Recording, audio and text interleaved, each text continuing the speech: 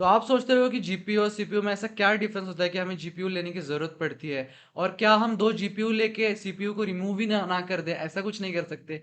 या फिर हम 2 सीपीयू ले लें और जीपीयू जो कि ग्राफ़िक्स के लिए यूज़ होता है, तो हम जीपीयू ना यूज़ करके 2 सीपीयू यूज़ करें और 1 सीपीयू हम ग्राफ़िक्स के काम के लिए यूज़ करें, ऐसा नहीं हो सकता। तो ये सारे सवालों का जवाब हम इस वीडियो में जानने वाले हैं और क्या डिफरेंस होता है, एक्चुअल डिफरेंस होता है जीपीयू और सीपीयू के बारे में, वो सारा कुछ हम इस वीडियो में जानने वाले हैं।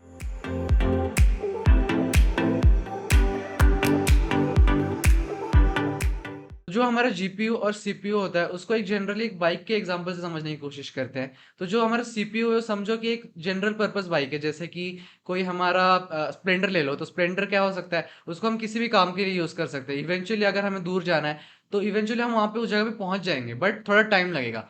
और सपोज़ हमें एक रेस करनी है, जैसे कि मोटो जीपी में हमें पार्टिसिपेट करना है और उस पे भी हम स्प्लेंडर यूज़ कर लेंगे, कोई प्रॉब्लम नहीं है। But Splendor will finish the race, but क्या होगा, उसमें टाइम लगेगा। तो परफॉर्मेंस की बात आ जाएगी, टाइम की बात आ जाएगी। तो उसके लिए एक स्पेशलाइज्ड बाइक होना ज़रूरी है। तो similarly in the case of CPU and GPU, GPU are specially designed for some tasks that will actually take time for CPU to do. So like rendering some videos, editing videos या फिर gaming करने में, वो सारे में GPU use करते हैं क्योंकि उसमें ग्राफिक इंटेंसिव वर्क होता है। तो उसको सीपीयू बहुत टाइम लेगा उसके जो सॉल्व करने में एंड उसको रेंडर करने में।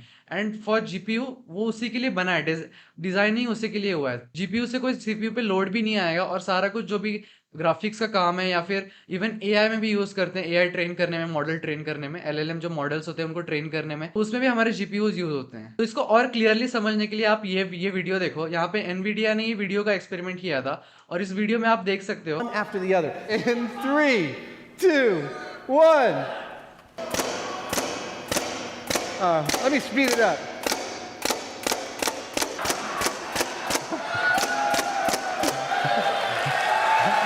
तो इसमें सीपीयू जैसा बताने के लिए एक सीक्वेंशियली ड्रॉ करने के लिए एक मशीन ली है, जो एक्चुअली में ड्रॉ करती है सीक्वेंशियली। जो पिक्सल होते हैं, जैसे समझ लो एक अपने मॉनिटर में, वैसे ही एक पेपर है या फिर कोई बोर्ड है, वहाँ पे सीक्वेंशियली वो शूट कर रहा है एंड वहाँ पे वो ड्रॉ कर पा रहा है। और आप देख सकते हो ये प्रोसेस कितना स्लो है। एंड जब जीपीयू की बारी आती है, जब जीपीयू एनवीडिया लाता है, तो बूम, डिफरेंस लगा कुछ। इसको बोलते हैं पैरेलल प्रोसेसिंग। तो डिफरेंस आया कहाँ, तो जीपीयू में एक्चुअल में 100 नहीं 1000 स्कोर होते हैं।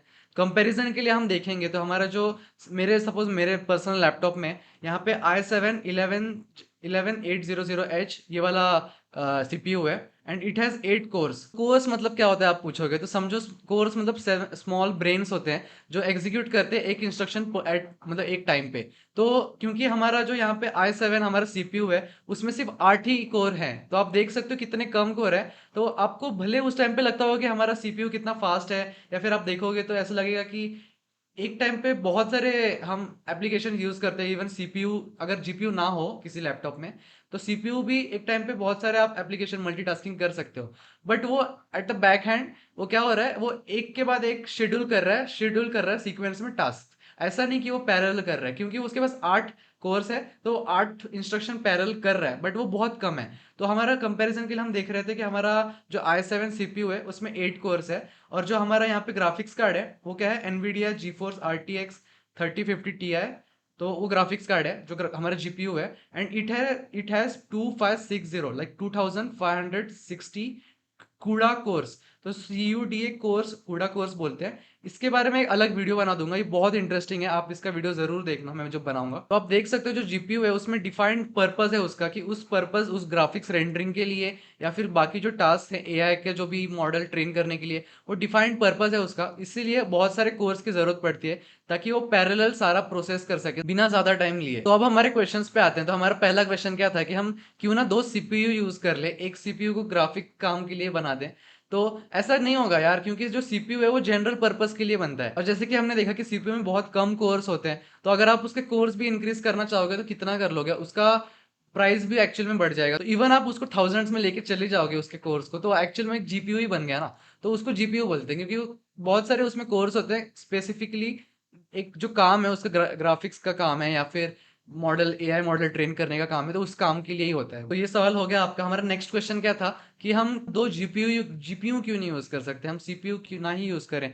तो ऐसा नहीं होगा यार, क्योंकि सीपीयू की जरूरत पड़ती है जो हमारे ऑपरेटिंग सिस्टम के टास्क होते हैं, जो भी हम यहाँ पे कंट्रोल करते हैं, कीबोर्ड, हमारा माउस, या फिर जो भी अदर जो डिवाइसेस कनेक्ट होते हैं और उनके जो टास्क होते हैं, वो सारे में लगता है सीपीयू, उस जनरल पर्पस के लिए सीपीयू लगता है। तो जैसे कि आपने बाइक का एग्जांपल देखा, स्प्लेंडर या फिर जो ऐसी बाइक्स हैं वो कहीं नहीं जाने वाली, उनका यूज लगेगा क्योंकि वो कॉस्ट कम होता है उनका, और वो हर जगह यूज आ सकती है। बट जब बात है स्पेशल यूज की, तो काम आता है जीपीयू। तो आई होप आपको जीपीयू और सीपीयू में सारा डिफरेंस और क्यों दोनों जरूरी है वो समझ में आ चुका होगा। मिलते हैं आपसे नेक्स्ट वीडियो में। Till then keep learning, keep exploring, bye bye.